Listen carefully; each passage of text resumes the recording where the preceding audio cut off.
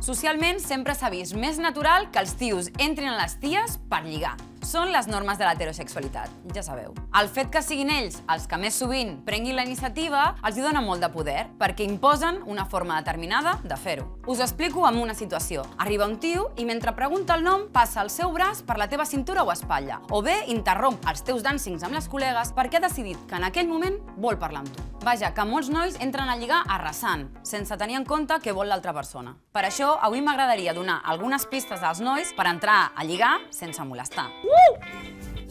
Primer, ella t'ha fet algun senyal que vol parlar amb tu?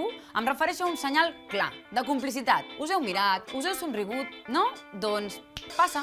Segon, si t'apropes i ella et rebutja, no passa res. Que et diguin que no pot fer mal, però és fàcilment superable. Pensa que quan vols lligar, la possibilitat del no sempre existeix. Tercer, aquest no el pots gestionar de moltes maneres, però en cap cas sent desagradable o agressiu amb la persona que t'ho ha dit. Quart, respecta l'espai vital de la noia amb qui vols lligar. No cal apropar-se en excés ni tocar-la. Tampoc intentis lligar en espais insegurs com ara alguns carrers durant la nit. En espais com aquest, cap noia vol lligar, t'ho asseguro. En resum, quan lliguem, igual que quan fem amistats, cal acostar-se a la gent sense incomodar o molestar. I quan amb la nostra presència incomodem algú, es nota fàcilment. Només cal posar atenció.